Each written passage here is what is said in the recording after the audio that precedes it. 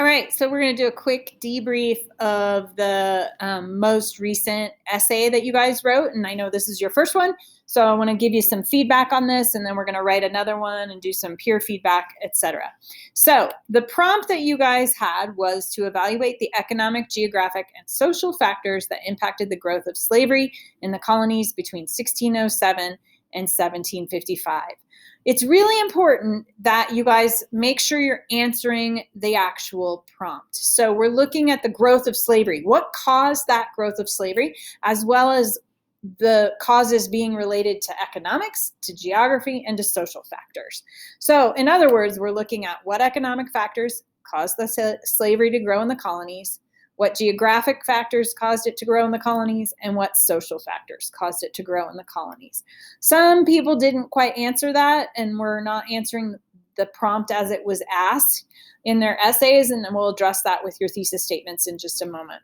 So what we're really looking at is these two sets of charts. And granted, the South isn't on here. You're looking at the Middle or Chesapeake colonies on the left and the New England colonies on the right.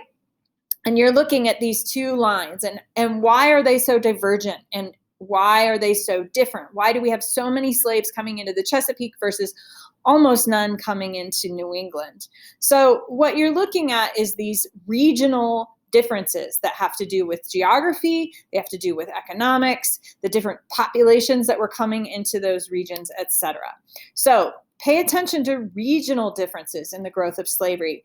What accounts for these differences? Is it the geography? Is the geography, climate, soil, types of farms, is that better or different in the Chesapeake that allows for more growth of slavery versus the difference in economies of these regions? Cash crops in the middle and southern colonies versus merchant and trade in the northern colonies. Ava Smith, if you're still in the building, please come to the office. Answer. Here. Ava Smith, please come to the office. Thank you. Answer the prompt. That's what AP stands for. Just kidding. It stands for advanced placement. But you still want to answer the prompt and make sure that your thesis answers the prompt or the question being asked. And your thesis really should be the last sentence in your first paragraph. The rubric says you can put it in the end of your essay, but I really firmly believe that you need to smack the reader in the face with it. Do not leave them questioning what your argument is. Your first paragraph should be contextualizing the prompt. How did we get to here, this place in history? And then the last sentence of that first paragraph should be your thesis statement. If you don't recall how to use the chicken foot, come ask me, but definitely use the chicken foot to write a thesis, because these main ideas then become your body paragraphs. All right, when we're talking about this, here are some sample thesis statements. This is one.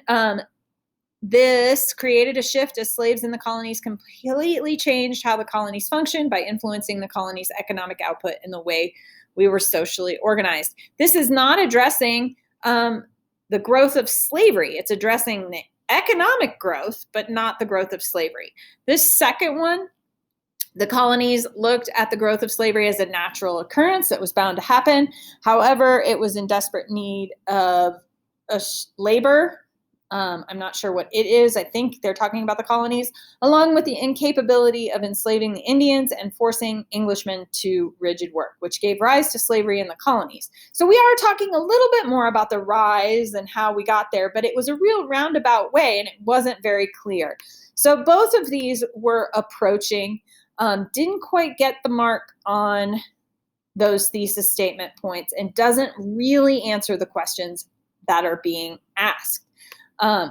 Sample 3, here you go. This was a very nice one. Therefore, although there were other geographic and social factors that affected the growth of slavery in the colonies, the main contributor to the establishment of the institution was for economic purposes and to gain wealth in the New World. It addresses the prompt. It addresses all 3 factors which you need to address. And because you were asked to evaluate, you're making a judgment. This person is saying the economic factors were far more powerful in creating that increase than the other 2, but the other 2 were important as well. So again, make that value judgment. This one answers the prompt, previews evidence using in this case, it's a reverse chicken foot, and makes a value judgment. So this was an advanced thesis statement. So we really need to work on this acronym. This will help you when you are thinking about writing your thesis statements and making sure you're answering the prompt. Restate the prompt in your own words in your thesis statement. Use the words that are found in the prompt in your thesis statement. That'll make sure that you're actually restating it. Don't just restate it those very simply. You want to really find the nuances. You want to find the emphasis on certain factors if that's what you're being asked to do. So like in the case of the last thesis statement, they weighed them against each other, saying economics was more important than the other two. So just stating that there were 3 different factors is a simple restatement of the prompt and will not get you the point. You need to take it to the next level and actually evaluate those factors. Answer the prompt in your thesis statement. Then in your body paragraphs, you want to cite your evidence that supports your thesis. This is the next issue that we had with this essay, is people were not being very specific and accurate. Name names, dates, places, people, events, laws, court cases. These are where you get to show what you know about history. This is the rando trivia that you're like reading for hours in your textbook. Show it off. Use it to actually back up your claim.